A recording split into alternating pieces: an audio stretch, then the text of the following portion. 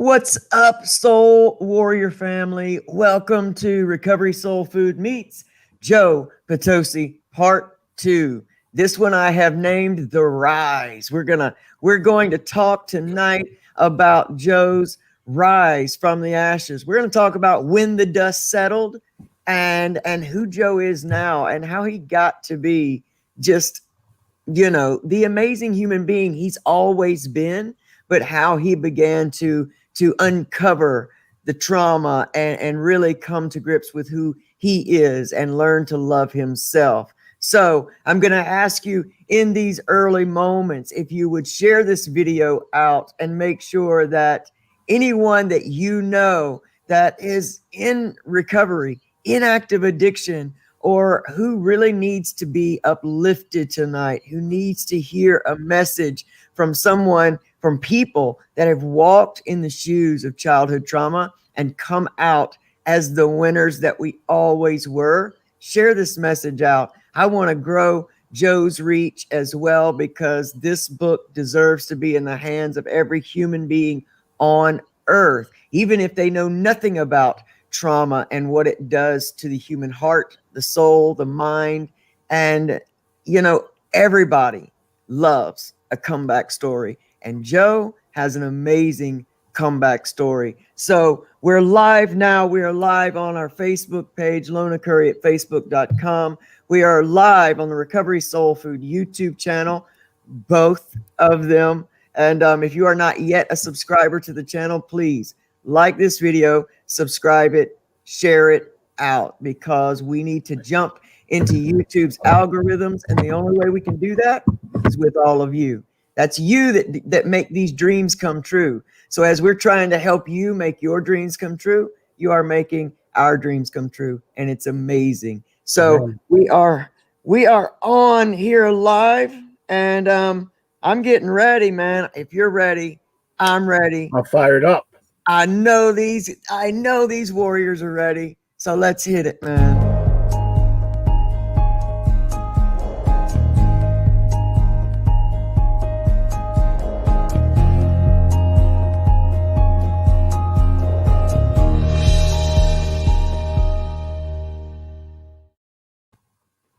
Recovery Soul Food Meets Joe Potosi Part 2. Joe, well, I finished the book, man. I finished the book, and here's what I love. I love that the story, it's like, it reminds me of that little game that used to be at the kid thing, the Chuck E. Cheese, where you whack the mole kind of thing. I always felt like that in my life. Like every time you try to rise up, it's like, boom, something comes down. But what's so impressive about you, my friend, and what was so encouraging to me as a person that has come and walked in some of those same shoes, man, is that you kept getting up. You kept getting up, man. And I remember times in those situations in my own life, man, where I just didn't have the strength to get up anymore. And you kept getting up. And that is wildly amazing and so commendable to me. And I am absolutely so grateful that you wrote this book and that we were here and that we connected, and I get to share this book and this time with you.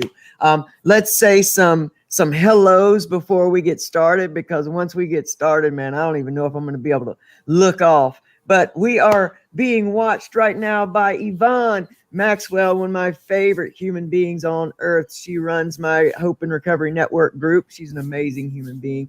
Livy LaDonna Jameson, another amazing soul warrior. Rhonda Colas, another one, been with me for a while. Love Rhonda. And my best friend in the world, Anthony McCauley. That's a guy I got to hook you up with, Joe, because I mean, he's another one, man, that's a riser, and I love him. Tim Capps, another guy that's risen up from the ashes and whacked down, risen up, whacked down, risen up. And our good friend Tiffany Werner, who is going to be on our show in just a couple weeks with her show, Moments of Clarity with Tiffany. Guys, if you don't know about that show, I'm turning you on to it right now. Check her out. She is on YouTube. Tiffany Werner's going to be here. She's going to share her experience with us. I can't wait for that. Paula Folsom. And also, if I don't see you and you're here, we're on StreamYard. So I want to say welcome to everyone that I can't even see right now. All right, Joe. I'm going to start this out. Guys, I'm reading to you guys from the last pages of this book. Last page of this book. And this brought the entire book.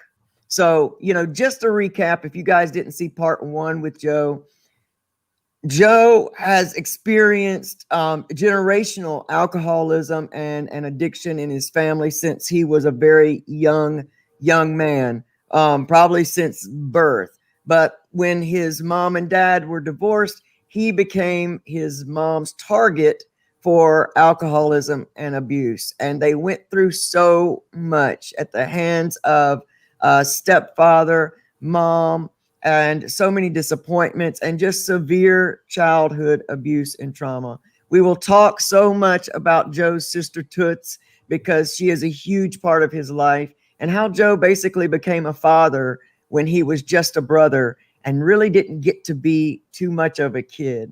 And that's Joe's book. And what Joe does in this book is he gives you stories from his life that will touch you on your heart and will, go deep into your soul, and it will also help you connect with your own story. But for all of that, this week we're going to talk about how Joe himself got involved in alcoholism, how Joe himself now started dealing with the residuals of how abuse gets itself attached. It's like it has roots and attaches itself in our lives in places we don't even realize as adult human beings. We think if we're not thinking about it, then it's not affecting us, but that's not true. So I want to read to you from the last paragraph of this book, and it's going to tell you how this meeting tonight's going to go.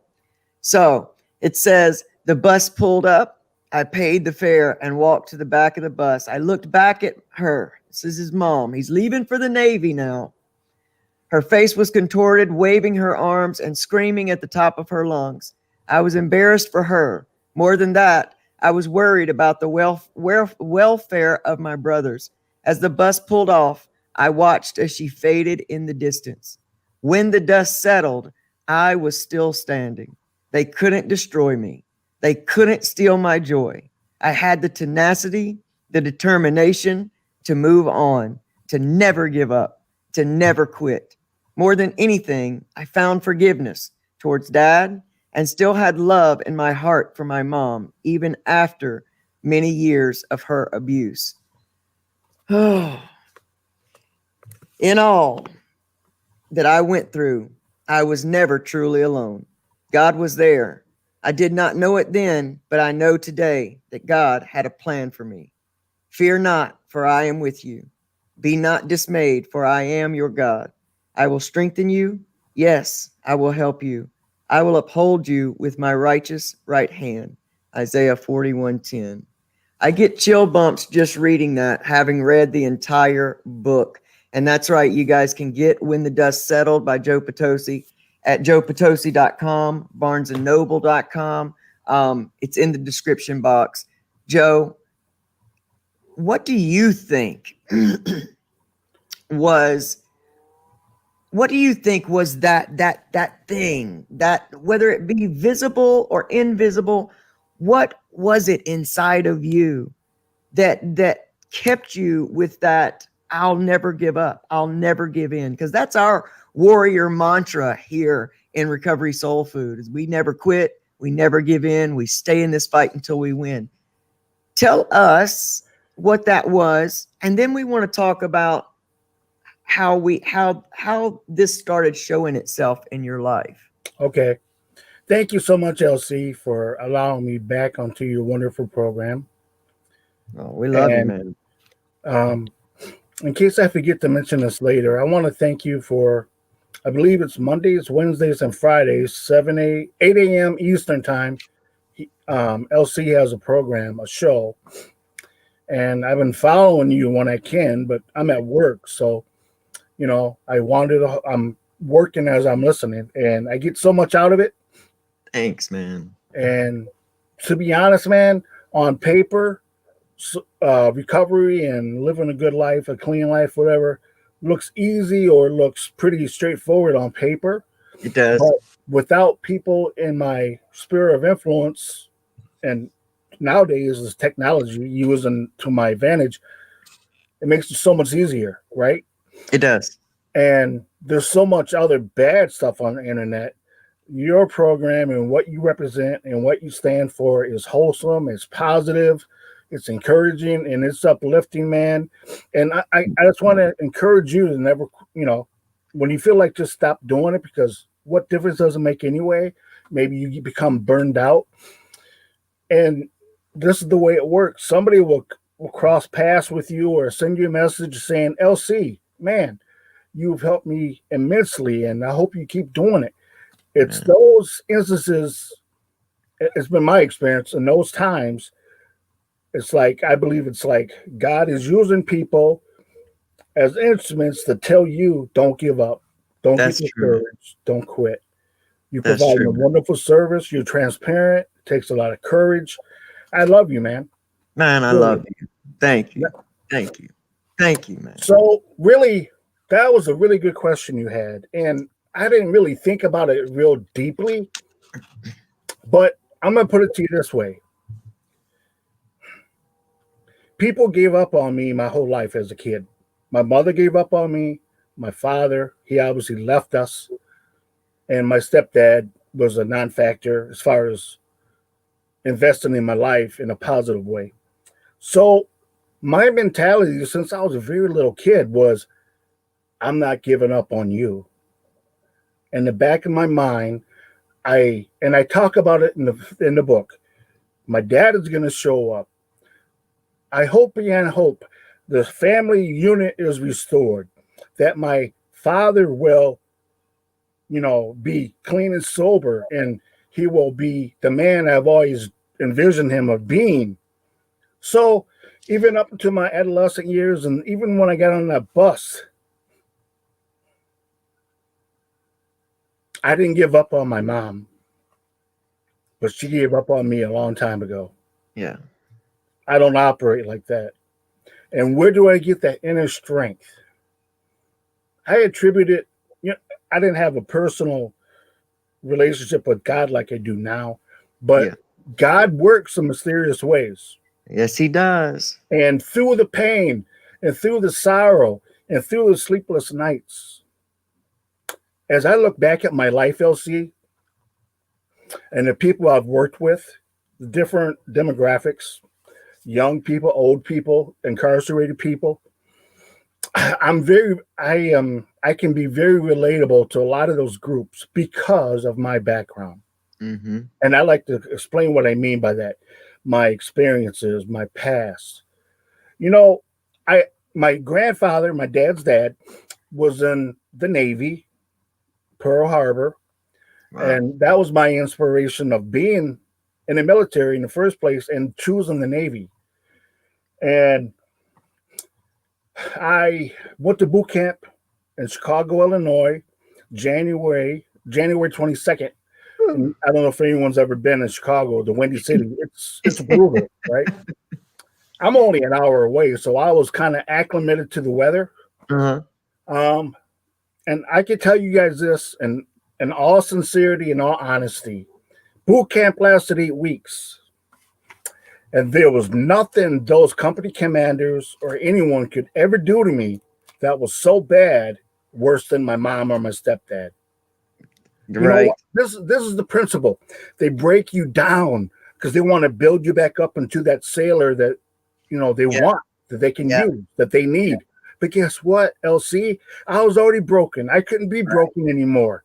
Right. It was a joke. Right. But people were falling. People were dropping like flies.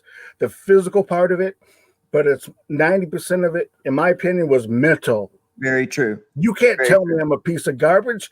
I already know I'm a piece of garbage. I've been told that my whole life. Right. Next. Right. So, and my brother was in the Marine Corps, my brother Greg, and he had the same experience, right? They're like, you guys have nothing on my mother. Right. You guys ain't nothing. Right. So I graduated from boot camp and I went to school in Memphis, Tennessee. And then, but it was during this time, I've always wanted to belong to something. I didn't feel like I belonged to my family the way Yeah. it wasn't Leave It a Beaver. Let's put it to you that way. Yeah. I relate to that. And I had promised my grandfather on more than one occasion, I won't be the typical sailor. I won't be the violent guy. I won't be the womanizer. I won't be the guy raising hell in all these different cities and different countries we go to. So I get to school in Memphis, and I've never. I know in the past I've used this word introvert, and I believe I used it wrong. I was very kept to myself. I didn't have a lot of confidence or whatever. But Yeah. the guys I was going to school with and I bunked with, we shared rooms together and stuff. Started hanging out with these guys, and the one common theme they all had was they loved to drink. No one cared where you're from, just as long as how much you have to put on the booze. And I guess it was peer pressure. It could have been the fact that while I was in boot camp, I didn't get one letter from my mom, but I did get letters from her sister and my dad's sister, letting me know that things are really bad at home with my mother and my brothers. And Wow. and That's a lot of pressure. all of this stuff kind of resurfaced, right? I'm trying to get through boot camp, and I get reports of the saga continues, and I was just more and more resentful, more and more angry toward my mom, and pushing it down and pushing it down. Yes. And I need to say this in boot camp really quickly. They ask you, they say, "What are you? Are you a Protestant, or do you practice Catholicism? Are you an atheist? What's your label?" Yeah. Right. And to be honest, LC, majority of my childhood, I went to Protestant churches, right? But as you read in the book, just before my departure for the Navy, I made some choices to appease my grandparents, right? My first communion, first catechism, first communion, first confession. And I didn't do that for me. And I did that for them because I love them so much. So on that piece of paper, what are you? Are you Catholic? Are you atheist? I didn't know what I was, right? Right. So I left it blank. I was lost. I don't know. So in school, a pattern developed where we go to different guys' houses. I was only 18, right? But that didn't stop any of us young guys from drinking. Right. We decided to show up. Yeah. And this is what I discovered, LC, is that when I would drink, the pain would go away. Yeah. The overwhelming sorrow in my heart, it would dissipate. It will go away. Yeah. And everybody, you became out, and you didn't have to be an introvert either. I relate so much to what you're saying. It's almost like I can feel how that made you feel, like where you would normally stay to yourself when you're drinking and you're around these other people, it's like you can open up some. Right. And I would completely relate to that, man. So this pattern started, and when I would drink booze, I would occasionally drink or smoke cigarettes, like a Marlboro or whatever. I wanted to fit in. Yeah. Prior to that, I never smoked, but I had a flashback during this time of me doing the kitchen dishes. This is before we left my stepdad. And I never forget what he said to me. He drank a fifth of E&J brandy every day. He came in the kitchen and he said to me, "You're going to be just like me. You are going to be just like me." I didn't know what he meant. I was like in 5th grade, 6th grade. I'm like, what does he mean? I'm going to smoke cigarettes? I ain't smoking cigarettes. Yeah. And I don't want to drink alcohol because look at the destruction that caused my family. Look at all the pain they put me through. Look at all the sorrow, all the sleepless nights, all the broken promises, a broken family. Yeah. Literally, they At one point, they had to file bankruptcy, and it was my fault, right? Yeah. So I got through school. I was really, really smart when it came to the bookwork, but it Mm-hmm. was mechanical. I was working on jet engines is where I really struggled. And it's really hard to struggle and work on a jet engine when you're hungover all the time, right? I bet. I can imagine. Yeah, so I struggled with that. But I got through school, Memphis, Tennessee, and then July 3rd, I went to San Diego, California. I was stationed on the USS Kitty Hawk. And, you know, big ship, over 5,000 people live on the ship, work on the ship, etc. I got to know some of the guys I worked with. We lived in, there was a bird, they're called berthings. It's like a dorm, more or less. Mm-hmm. And I tried to befriend some of these guys, and it was the same thing, LC. Common theme was go to the beach, hook up with the honeys, and drink.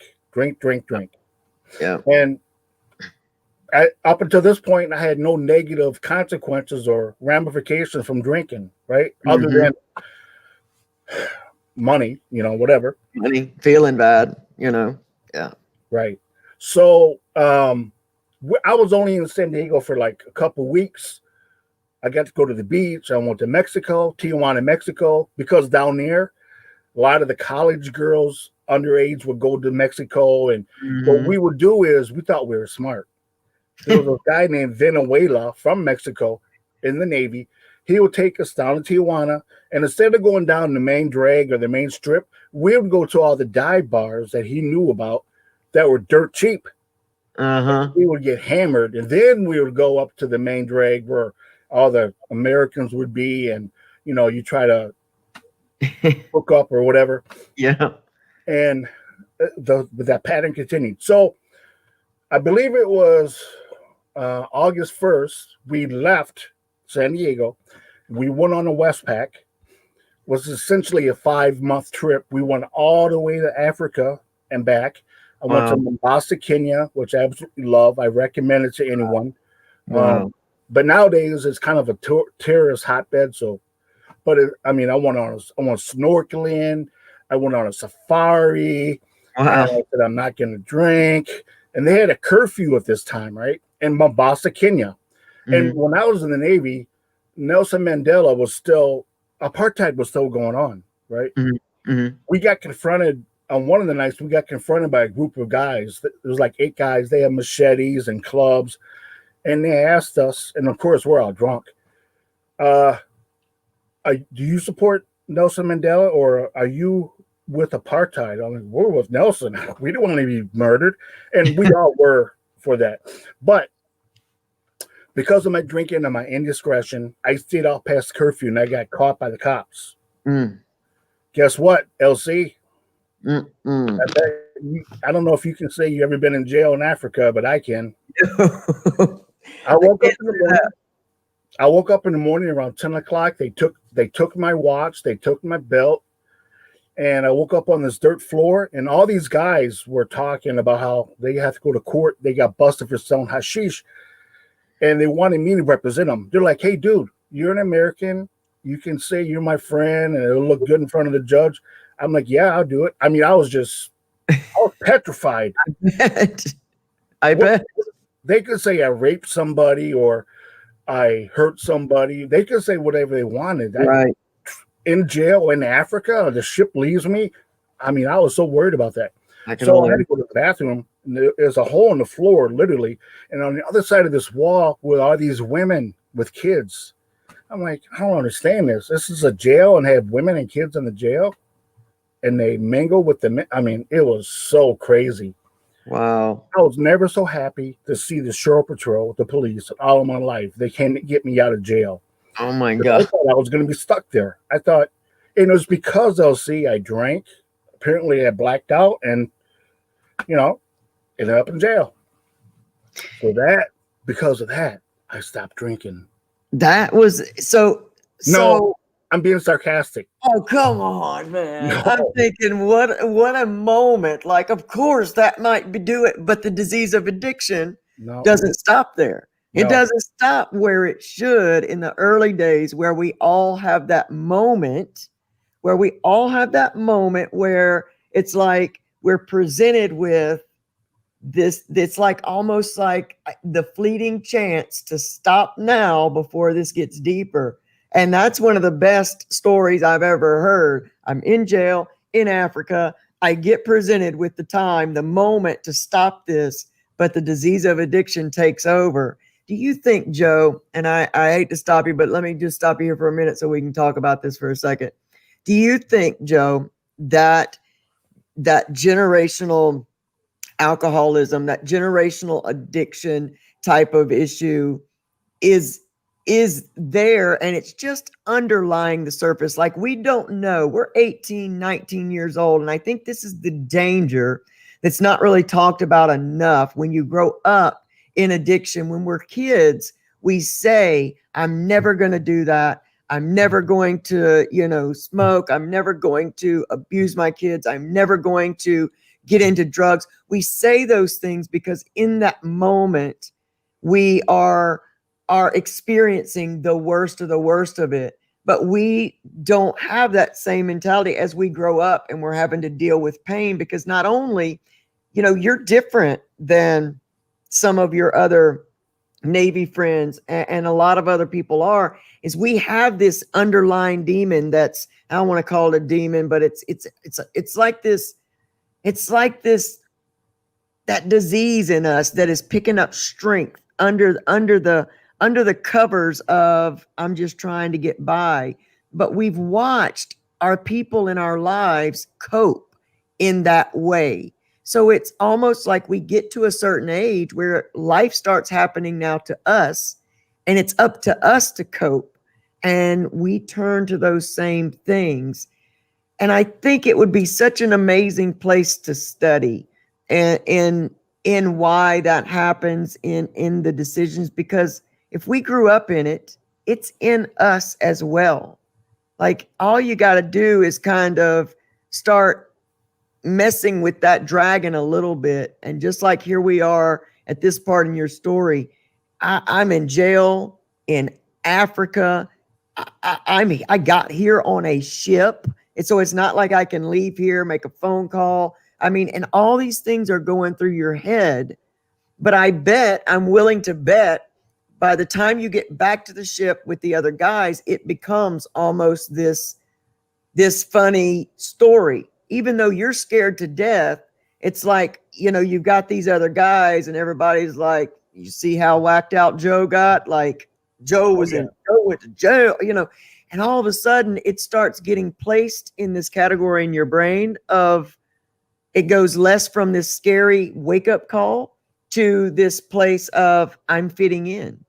Now I fit in. Exactly right. And we start the cycle again. So now Joe gains more recognition in the group, and this thing grows. Was that basically your experience? That's exactly it. Oh, see, you hit it right on the head. That's exactly it. I was, they laughed at me about me getting thrown in jail, and they weren't laughing with me, but I laughed too, because I was so deep in my disease. Now that I was out of jail and back on the ship, we all still worked like dogs. It was hard work, etc. Mm-hmm. But I was with what I knew. I was not imprisoned any longer. Right. And so the next, I won't get into all the details, but we went to Sri Lanka. We went to Colombo in Sri Lanka, which is off the coast of India. Place is absolutely gorgeous. We took a trip up to the mountain. It's called Kandy, tea capital of the world. And you couldn't get alcohol there, which was really a blessing. That needed to dry out, as I used to say it. My entire Navy career, I was in the Philippines 3 times. Now, the Philippines, Subic Bay, it's in Olongapo, is an adult Disneyland. Oh, wow. With the women. I mean, it is so in your face. It is insane. I didn't get thrown in jail, but I made poor choices with the drinking, and with the drinking came the women, and just poor choices. So we eventually got back to San Diego, December of '85. And, San Diego, the weather's perfect year round, right?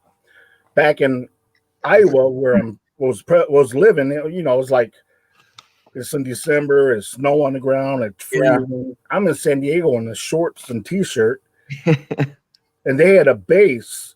I forgot what the base was called. It's just there's a bar on the military base where underage kids can drink. So, and they used to call it 3-2 beer. I guess it didn't have as much alcohol, but Mhm. I certainly got drunk because I drank enough of it. Wow. But something didn't change, and it didn't click in my mind. I'll see that by drinking, it takes away the pain and takes away the thoughts of what my brothers are enduring and what I endured. But the next day, it's there again. Absolutely. It's there, but it's worse. Yeah, with reinforcements. So I got more reports about things going on at home, and my stepfather had gotten custody of his sons, my two youngest brothers, and I was really bitter and angry about that because he was just as dysfunctional as my mother. It isn't like he's, this perfect man that whatever, because he did some really, really, really, really bad stuff. Okay, yeah. I'll just leave it at that. Yeah. So I'd get on the phone with him, and we would argue over the phone. And see, when I was a little kid, this guy, 6'5", 350 pounds, was like a monster. I was terrified of him. I'm not afraid of him anymore. Right. I'm only 5'7", but I was solid muscle, and I was crazy as hell.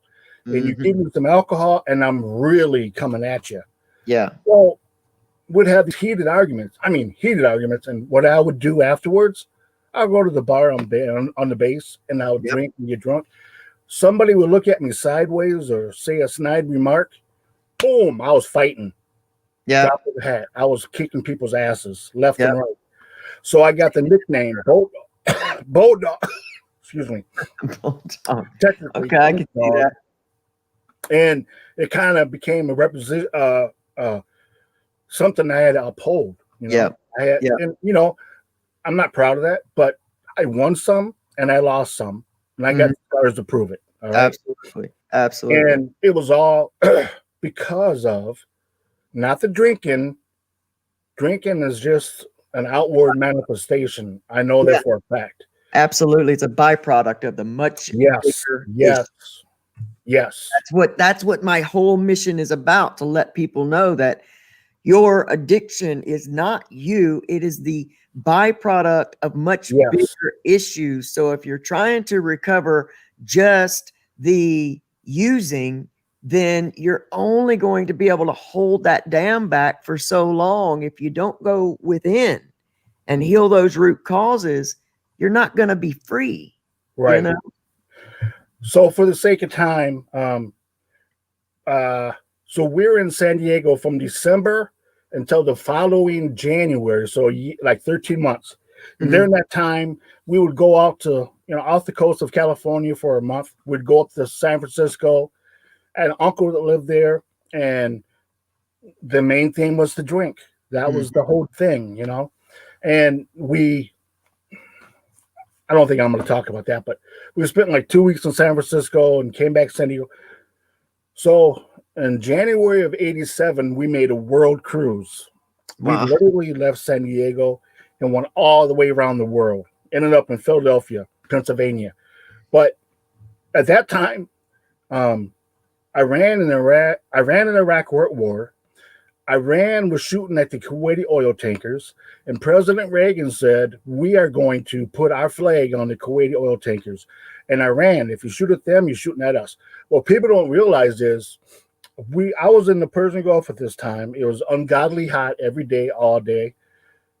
We actually loaded up our nuclear missiles onto the planes. And that's when I got scared, right? Wow. We spent like 92 days on the ocean without going to a foreign port for liberty, for some time off. So they had what they call a steel beach day. And what they did was they flew alcohol onto the ship, and they had like boxing matches, and they let us go swimming in the Indian Ocean, kind of, let our hair down, so to speak. Everybody got 2 beers. I got 2 Budweisers, right? And I'm thinking, I can drink these or I can sell them. and there was guys that really wanted them. So I got $50 for 2 cans of beer. I don't want, $50 back then. That was a lot of money. That's strong. That's strong. But I made up for that. First chance I could. I got out of the Navy January of 1988, out of active duty. I still had to do reserve time. But this is what I did, LC. You see, my mother moved with my brothers 3 or 4 times in a span of like less than 2 years. And so I was able to come home on leave. It was the fall of 87, just before I got out. And her boyfriend had a house he was selling. It was 3 bedrooms up, 3 bedrooms down, and it was a brick house. It was in kind of a rough area, but we lived in a rough area our whole life. We know how to handle ourselves. Right. If you're from the hood, there's unwritten rules. You mind your own business, and you just keep it moving. I ain't gonna get into that. But this is what I did, because by this time, my mother once again has all 4 of the boys living with her. I don't want my kid brothers getting bounced around from one dump to another. Yeah. So I made an agreement with her boyfriend. My mom was living on housing, and I said, I'll buy it from you. I paid like $21,000 on contract, but the deal was he sold it to me, really cheaply. The deal was she had to become a silent partner. So at the end of the day, she'll actually own half of it. And I did that. You know why? Because again, I wanted my brothers to have stability in their lives. Yeah. Something none of us had. My sister at this time was out of school. My mother had a nervous breakdown when I was in the Navy in the Indian Ocean. I got notification. They wouldn't let me leave. They wouldn't let me go home to see her. My sister dropped out of college and took care of my brothers. When I got out of the Navy, she was married. She had 1 baby and another one on the way. She was doing well for herself and, whatever. So I bought this house. I got a job at the airport in Rockford, Illinois, where, it was similar to what I did in the Navy. So it was like, wow, I'll do it, And I bought a car. And my kid brothers, Marty and Greg, wanted the dog. They've always liked Malamutes and Huskies, so I bought this dog, right? Trying to make this life for them. You're trying to make this ability, build it. And I'll never forget this. This might sound cheesy, but I don't really care. My brother Marty and me were really close before my Navy days. We went to the mall and we got our ears pierced. I got his birthstone in my ear, and he got my birthstone. That's we were a band of brothers, right? A band of brothers. Yeah. But this is what happened. Although I left Rockford before my senior year in high school, and I was away from a lot of these so-called friends, guys that like to party, I started associating with these guys, and before we know it, I was drinking 3-4 nights a week with these guys. And I got in trouble with my job. I lost my job. Eventually, I lost my house. That's that disease, man. Yeah. And I would bounce checks just to get booze. Man, we got the same story. I knew the checks were going to bounce. I know. And back those days, I had a Navy credit card. The credit limit was only $250, and I knew the credit card was going to be declined. But back then, they just had the little swipe thing, the carbon paper. You swipe it, sign it. My focus was drinking. So I lost the house. I lost my car. I became homeless. I stopped drinking. No, I didn't. I was just fixing to say, don't sarcasm me, because I already know. Already know. At this point, it's real. It is real.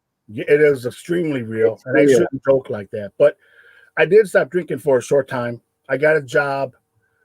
Well, let me back up and say, when I became homeless, I was living with my aunt. It's technically my step aunt. She was still living in the projects. She's like a 2nd or 3rd generation welfare recipient who lives in the projects. And I'm not knocking people on welfare, because we were on welfare. No, I was on welfare when I was homeless. So I'm not knocking that. No, we know though about generational stuff, like we're coming to find out the science of that generational repeat. And honestly, what we're talking about right now in your story is generational repeat. In my story, generational repeat. And, you know, it's real. It's real. That's, again, another thing I like to tell people. You can stop the generational repeats right now. Like, you can stop that for your entire family. So what happened was I was living with my aunt in the projects, and I was giving her my food stamps. She didn't work. So the food stamps came in handy. Obviously, she had 2 young children. I would drive her car, take the kids to the nursery or whatever. Everything was going pretty good, and I was drinking. I was still drinking during all of this time, in spite of losing my house, my car. Yeah. And then I got kicked out of her place because one of her friends came over, this guy named G, and he grabbed my crotch. I didn't know the guy was gay, and I'm not gay, but when he grabbed my crotch, I went ballistic. And I threw him through the sliding glass door. There was like a screen. I grabbed him, and we went through the screen up against the fence, and he spent like 3 days in the hospital. And my aunt almost got kicked out of the project, so I had to leave. You had to go. But the drinking continued. If there was a well, there was a way. I still had a checkbook. I would just bounce checks. That's our coping skill at this point. I mean, it's what we do. So I was, what's the word they use? There was a house with no water, no electricity. I was squatting in this house. Yeah. And I'll go down on the rescue mission for dinner, you know. And at the dinner, before they would feed you, you'd have to listen to a gospel message. And that got the wheels turning. They kind of, oh, yeah, I forgot about Jesus kind of thing, you know. And I think people planting a seed in me, it took a long time for it to come to fruition. Anyway. Most seeds do. We forget that. Most seeds are planted and they don't generally produce the next day. They have to cultivate and they have to open up, and it takes a lot of watering. So, still being homeless, my father, my real father, is back in Rockford, Illinois. And at this point, he's living with my mom. He's paying her rent. They've become really good friends. She's living in a different place, a different house that she bought. He was there, in total, he was there for like 7 years. Your dreams had manifested. Your dreams. Yeah, I was going to mention that before. Yes, my dad finally showed up. And guess what? My 2 youngest brothers considered my dad their stepdad. That's how much they loved him. Wow. Yeah. And he reconciled with my mother, obviously. He reconciled with my sister and my 2 other brothers, Marty and Greg. He reconciled. Man, and I don't want to move on from this point too quickly, because I think that it's really important for the audience that we have, because we talk about manifestation and dreams and putting your head and your heart together with things, and it's sending out this vibration. And it lends me to know that I can recognize that, because I've read the book and I know how much thought and feeling and emotion you put into that situation. But what we don't always realize is that what we're dreaming about and what we are manifesting doesn't always have to be about us. It might be for the betterment of other people. We just might be the vehicle in which the dream is born and the one that puts the energy in. But the result may end up being for, those we care about. And I think that's really, really beautiful. That point and that happening makes my heart feel good, Joe, because I read and I felt in your book, I felt your desire. I felt how much you put into that dream. I really did feel that.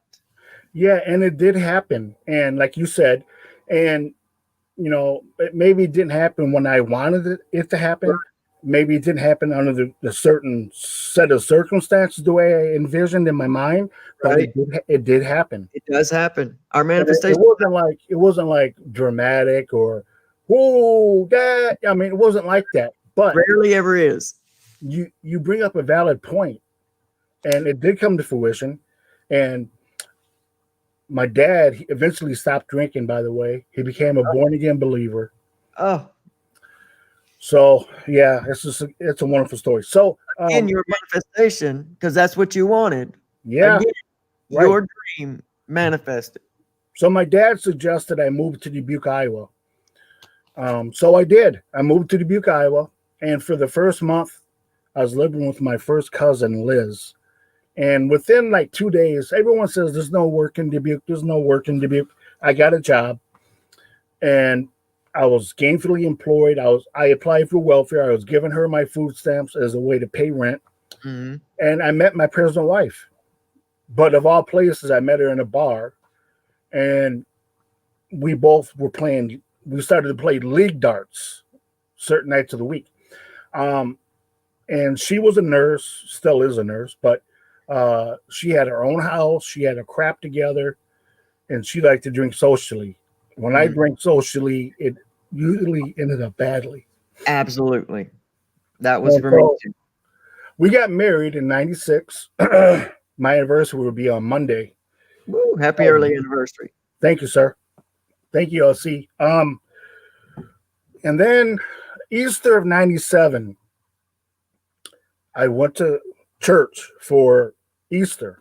And I've heard this gospel message about Jesus Christ a million times. But on this day, I was searching. You see, I was newly married. I was working every day, decent job. I had food in my stomach. But guess what, LC? There was a void in my heart that couldn't be filled by Oh, money, by that's women, in this case, my wife, sex, that's right. companionship, friendships, food. Alcohol. There was a void. And so on that day, I put my trust in Christ. Because see, trust was always a huge issue. I talk about that in the book. I Yeah, couldn't trust my mom or stepdad. How can I trust in this God I can't right. feel or touch? Come Absolutely. on, Absolutely. that's where I was at, and I didn't trust people back then. So Yeah. became a believer, and I put myself in a treatment center, Nice. outpatient. You had too much to lose. You had created too much to lose. You had created a life that you said, I can't lose this. I'm putting my trust in Yeah, this thing I cannot see. This yeah, something greater than me. yes. And amazing. I don't know if you're seeing a pattern here, I but you know. talked about it at the beginning. Yes. It's the tenacity I had to never quit. Yeah, I That's didn't right. mention this because I'm trying to not take up the whole night. What I didn't mention before was when I was still in Rockford, I got 2 DUIs. Wow.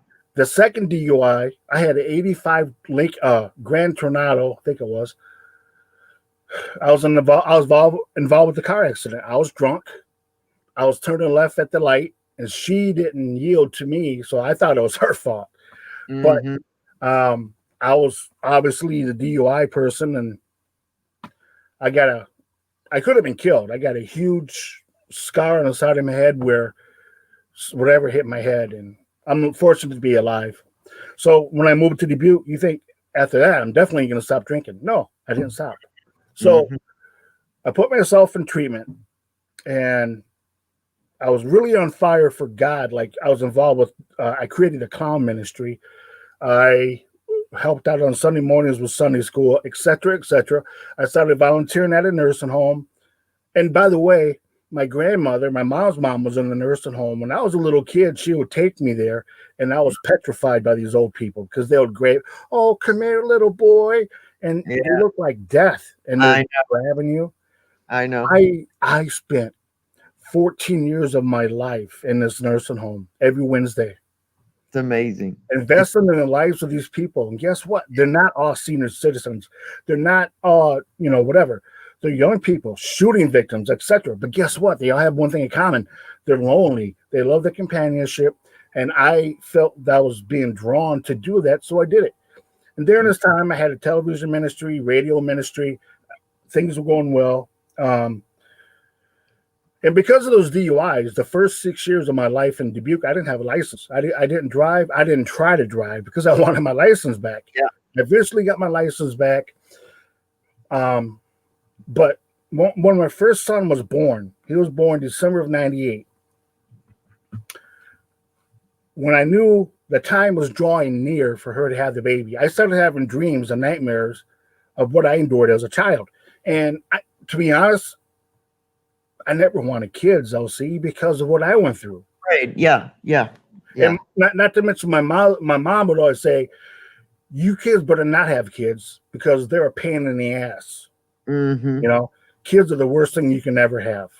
And that kind of messed me up. Anyway, I had this unforgiveness and resentment toward my mom and my stepdad.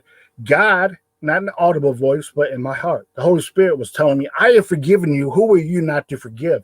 I'll never forget this. One day, I made a conscious choice. Boom, forgiven. Gone. See ya.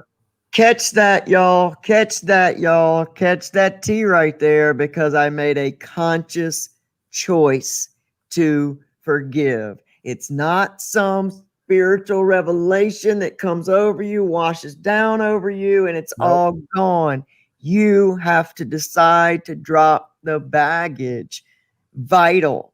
I hear in your story, in my mind, it is absolutely falling into the categories of recovery and what creates a successful recovery. The accountability is major. That DUI helped you build this path.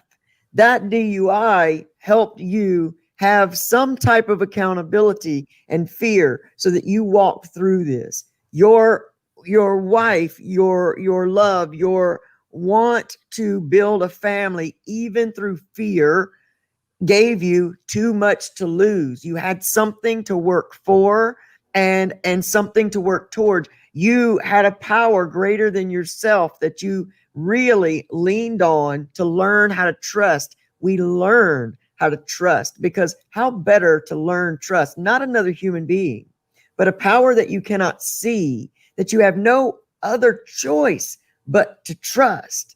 And the evidence shows forth in your life, maybe not in the way you think it should, but it always shows up. It teaches us trust. There is so it is the recipe for successful recovery. And now you've gotten into the ingredient for successful becoming recovered. That one thing, I made a conscious choice to forgive. Yes. Now, how many times did that anger, though, Joe, come up in your mind and you had to make and recall that conscious choice? It didn't leave you that day. No. It kept coming up.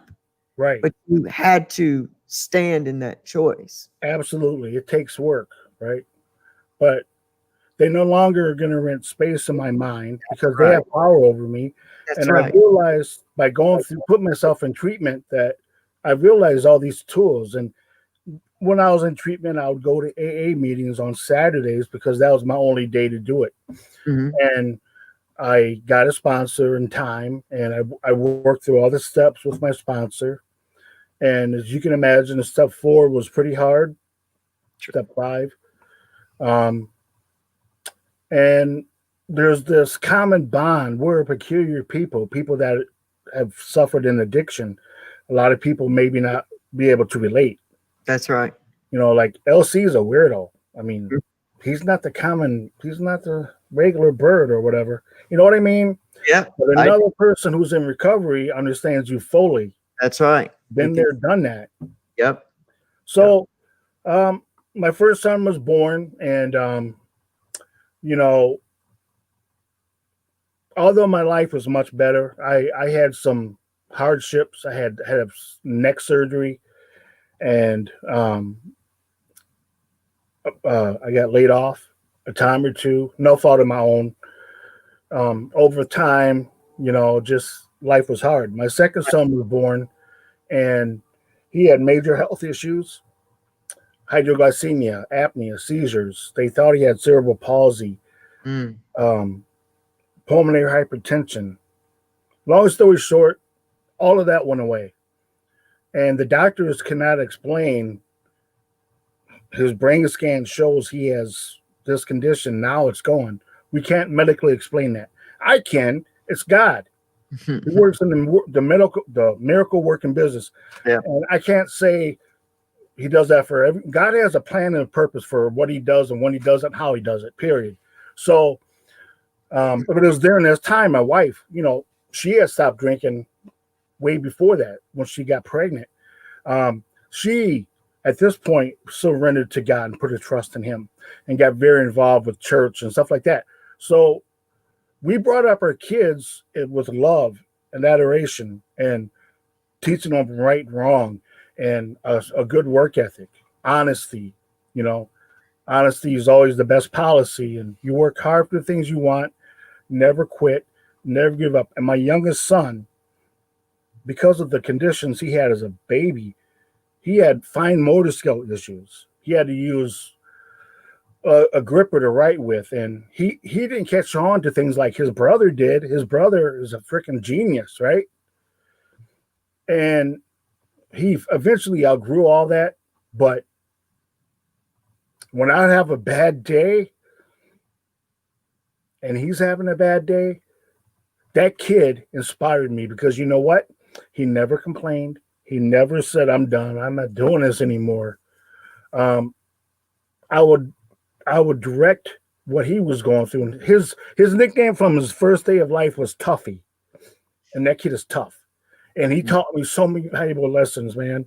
That's And I amazing. never berated him. I never beat him. I said, you retard, or which he, there's nothing wrong with the kid. But, So you broke it. I broke the cycle of abuse, of neglect, of all that. It's gone. You broke it. You broke it. And now the generation after you, your son's children will not know abuse.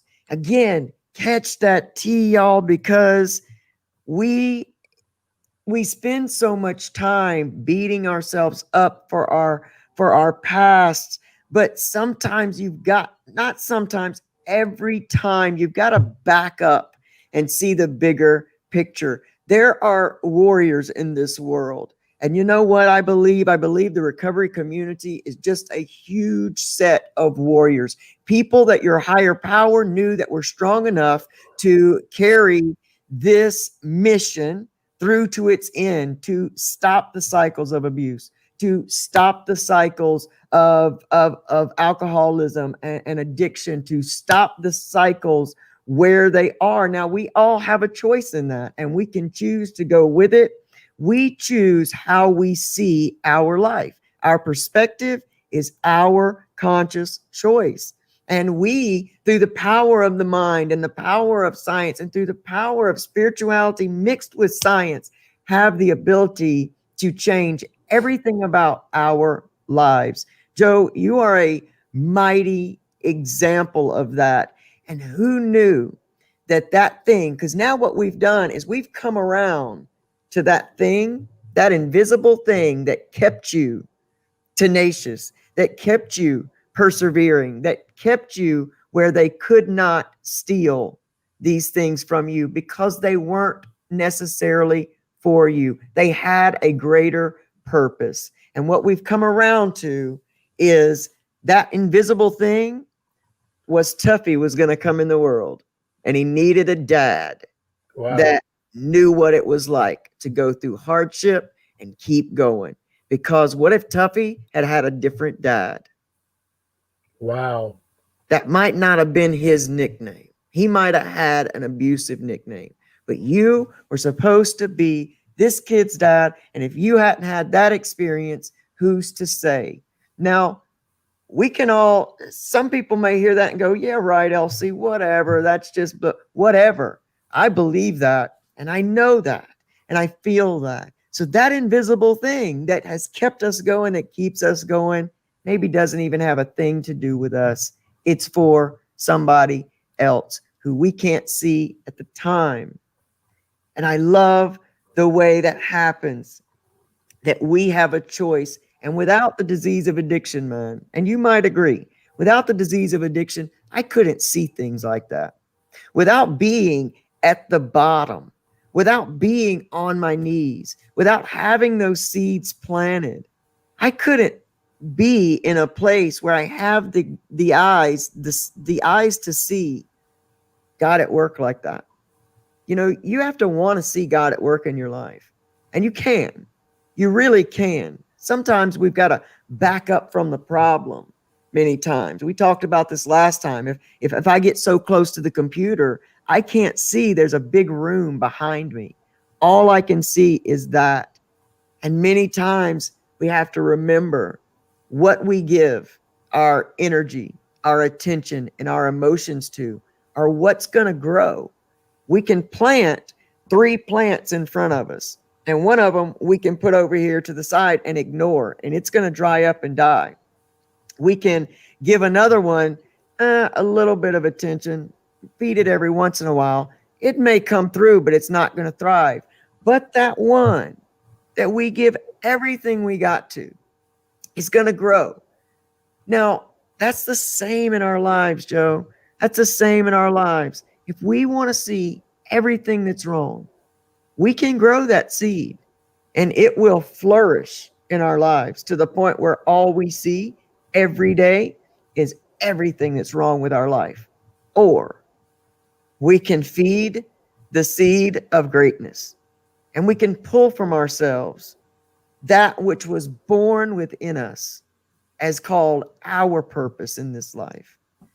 And Joe, I'm so grateful that you shared this story with us. I find so much inspiration in this story. And it's not even a story, it's your life, man. And Thank you. You go to show to me that every person within the sound of my voice, whether you're here with us live, whether you watch this later, wherever you are, whatever you've been through, take from Joe's story to not give up. Don't give in. Stay in this thing, man, until you come to see what your purpose and your comeback is. And leave alone the stuff that you think meant nothing or you can't get over yourself for doing, because it's over, man. You did it. It's gone. You know, LC, we talked about this before. A lot of people, especially men, wouldn't share all these terrible things. But you know what? I have no reservations or no hesitation. You know why? I want to help people. Good. I'm not proud of things that I did, and there's a lot worse. I mean, I just skimmed the surface. Yeah. However, and you heard me, I wrote this the other day on your show, circumstances merely provided me and still provide me with an opportunity to express the extent of my faith in the promises of God. Yes. I'm not picking up the bottle. Yes. I had skin cancer a year ago. I didn't drink about it. You know, people say, oh, you're going to drive me to drink. You know, Yes. I got laid off because of COVID. That's going to drive me to drink. No, it ain't. No, it ain't. No, it ain't. No. That's the easy, you know. Yeah. Drinking is not the issue. It's not. You know, a little side note. When I became a Christian, a born-again believer, my wife said to me, and she put me on the spot, she goes, show me in the Bible where it says drinking is a sin. So that was my homework. And guess what? Drinking alcohol is not a sin. However, Galatians chapter 5, do not be drunk with wine. That's just one place where you can find it, which is dissipation, but be filled with the Holy Spirit. In other words, when I got my DUIs, I was driving under the influence. The Bible says be under the influence of the Holy Spirit. I drank to get drunk, not to be seen just holding a beer, you know. No, Ooh, look at me, I'm a cool dude. No. Yeah. So I drank to forget. I drank to forget. I drank to forget. And so I've learned a lot. And so when I face circumstances in my life, like I shared with you guys last week or the last time I was with you, I just had major back surgery. Major to me, when they open up your spinal canal and they're removing bone spurs and tissue, that's major. Yep. And had I not been in a better place, I don't know how I would have turned out. Follow what I'm saying? I probably would have just continued to. I would have probably just would have drank until the pain goes away. You know Yep. what I mean? It's just like I just don't want anyone out there to feel that you messed up so much now. There's no sense in trying to get cleaned Oh, because yeah. your family has disowned you. Your family has said you're a piece of garbage, but that's not what society really says, and that's not what God says. That's the point. That's the point. You are here. You are the divine expression of God in the earth. You know, whatever label you put on your spiritual beliefs, man, that's for you to that's for you to have and love. But I'll tell you, it was being alone, feeling like I had nobody, that grew the relationship that I could not live without today, with my source for everything. And I'm so grateful for those times. And of course, when you are in the midst of them, sometimes you can't see the bigger picture. Sometimes you can't see what this is for. But those are the moments when blind trust has to come in, and you got to speak to your situation and just say, you know what? This is not fun. This does not feel like a massage, like unicorns and rainbows, but I trust that this too is going to benefit my purpose, myself, and I can fight through this because there is something bigger than me at play here. And Joe, man, once again, you've showed up here and inspired me. Man, I'm grateful to have you as a friend. You know, I am grateful to have you on the Recovery Soul Food podcast. You know, you'll definitely come back again. Joe is writing book number 2 right now, and you know what, I look forward to it coming out, and I hope that we as a community can give Joe that inspiration he needs as well, to know that yes, you are making a difference in the world, just like you said to me, man. You're making a difference in people's lives, and you're also changing the way men move through their emotions. That's vital. We right now have in our country and all over the world have a vast misunderstanding of masculinity. And so much of addiction in men comes from the fact that you're not supposed to show emotion. You're not supposed to be vulnerable. And if you're feeling these things, something must be wrong with you. And so many times we cover that up. You cover that up and you cover that up until it implodes from the inside out. I think a lot of our soldiers, once again, thank you for your service, sir, but our soldiers come back and they suffer with this same thing. So there's so many things in just you sharing all of these things that it is accomplishing in the world we live in today. So I say to anyone, if you feel pulled to tell your story, tell it. That inner pulling is not for nothing. It is your purpose trying to awaken through your pain, and it is pulling to move you into purpose. And it will feel sometimes like a rope being pulled by something you cannot see. I know that's why you wrote this book. I know that's what you felt, because I felt it myself. It's a pulling from the stomach, and you know, you feel it and you move towards it, and you move to it towards it even through the fear. So, Joe, thank you. I know that it wasn't easy to write When the Dust Settled. I know that to come out with these personal things was not the easiest moments of your life. But what I do know is that it is a mighty purpose, and it's serving great purposes here in my life, in many lives here. So, you guys, in the description, you can go to joepotosi.com to pick up When the Dust Settled by Joe Potosi. Read it now, because book 2 is going to be coming out fairly soon, because we're going to ignite Joe's passion to get it all written and get it out for us. So you don't want to be lost. So go get it. It's a great read, y'all. It really is a great read. You won't even realize that you get lost. It's a great read. It's easy to read. It's very emotionally compelling. It is just, I can't say enough. It's brilliantly written. And I thank you, thank you, thank you. I thank you for your friendship, your vulnerability. Do you stand up as a man and express this stuff? I thank you for the generational curses that you have broken. I thank you for having your sons and now having these beautiful human beings out in a world now that they can go out and make a difference in. Thank you for being an example to us. Thank Thank you, you, sir. Thank man. you, LC. Thank you. Appreciate Thank it. you. And if I can just share real quickly, I would like I think her name is Yvette, right? Your Um, helper, um, Yvonne. Yvonne. what's the last name? I don't know. Your she's your right hand man. She's in New York. Yeah, yeah, yeah. Yvonne. Yvonne. Yeah, I met Yvonne. her and Stephanie and a bunch of others that are connected with your Soulfood Recovery. Yep. Wonderful, wonderful people, and I want to thank them personally for welcoming me to Soul Food Recovery and to They the are. other platforms. Wonderful people. We're They in are. this together. And Yes.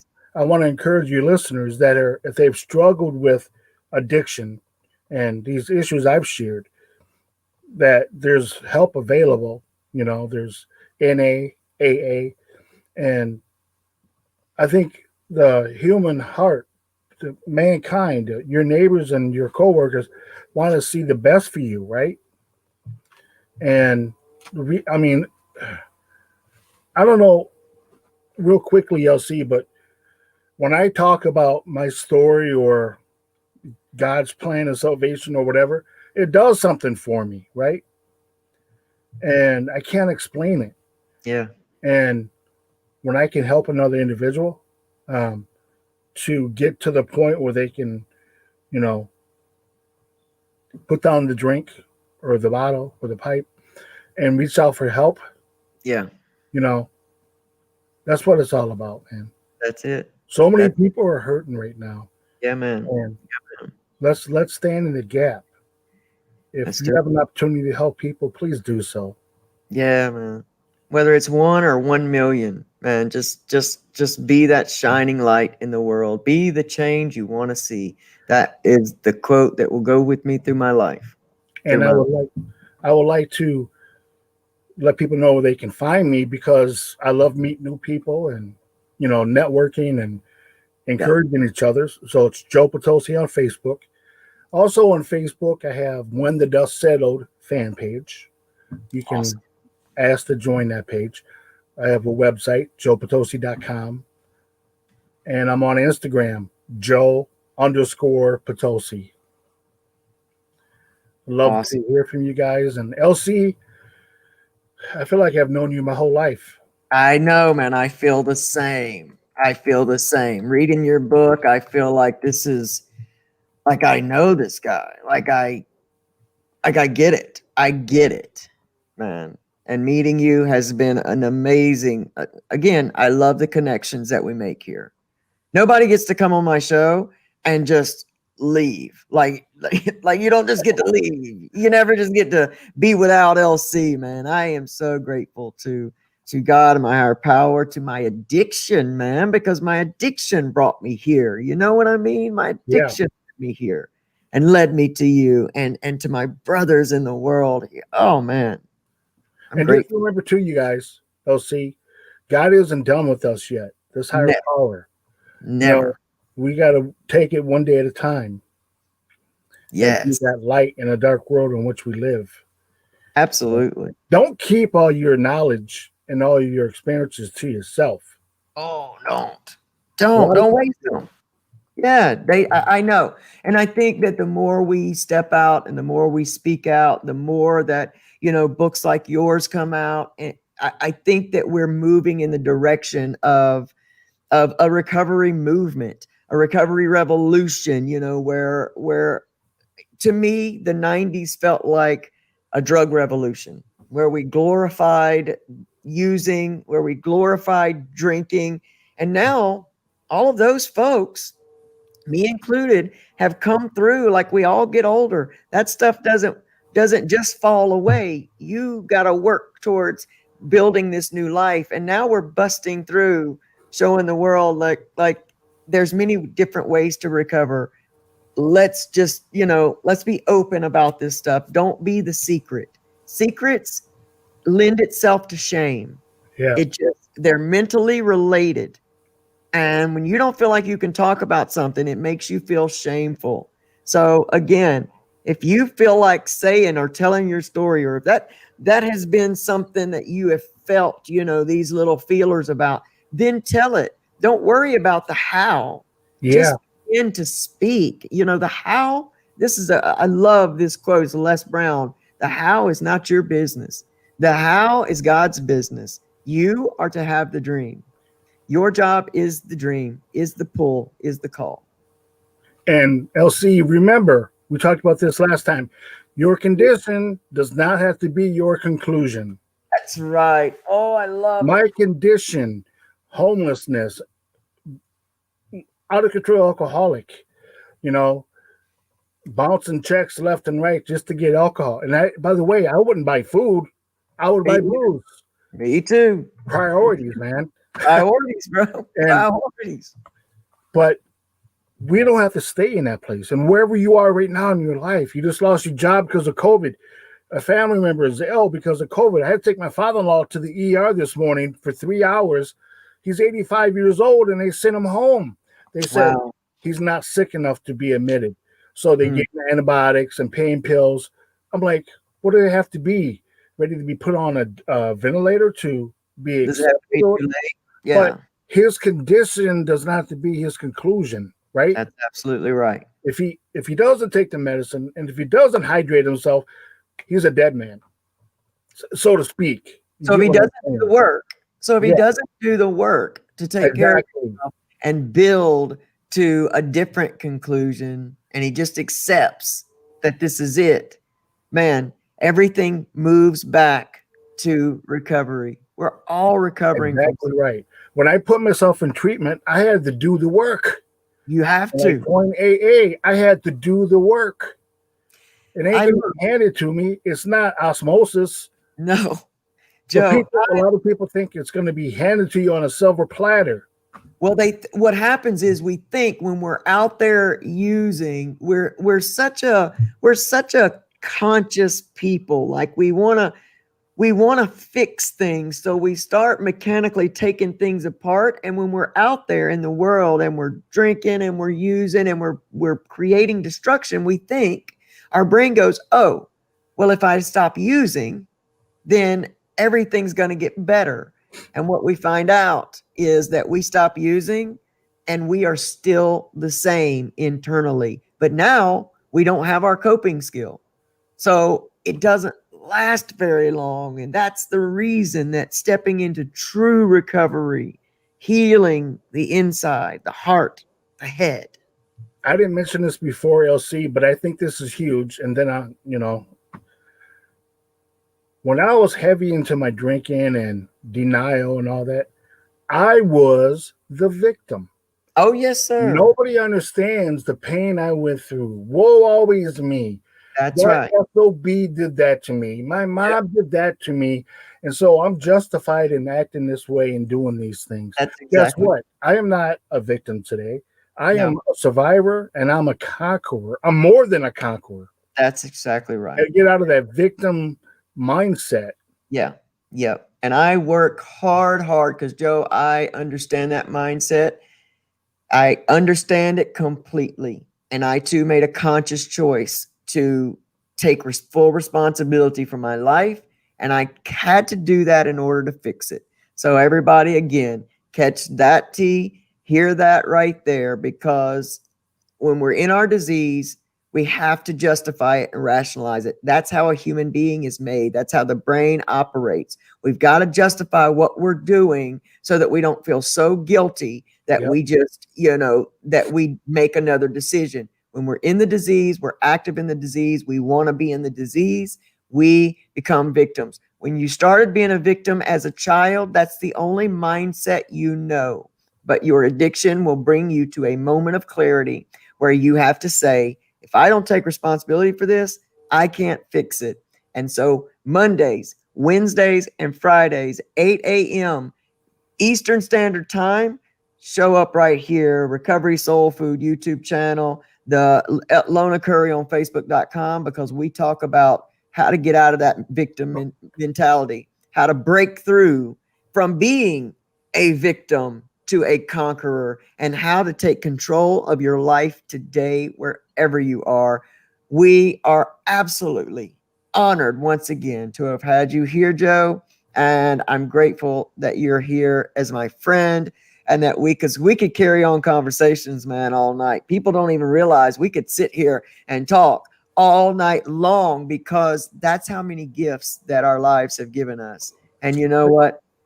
I stand in the gap today and say, you know, would I do it all again? Nah, maybe not. But I'm glad it happened. It had to happen. And, I get to meet a fellow brother in the world that knows where I'm coming from. That's huge. That's huge. That's huge. Let's face the facts though, LC. I'm a man of few words.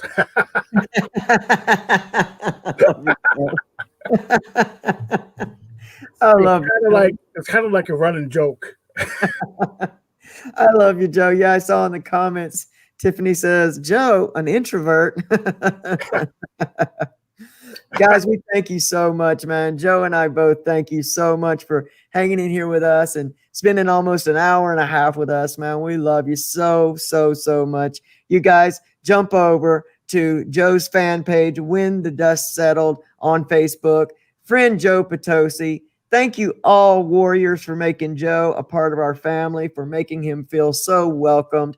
I expect nothing less from you all because you are the most amazing human beings on the entire internet, in the entire world. The most amazing family lives right here at Recovery Soul Food. Oh, man. Thank you all. Thank you all. Get the book, joepotosi.com. Hook up with Joe Potosi on Facebook.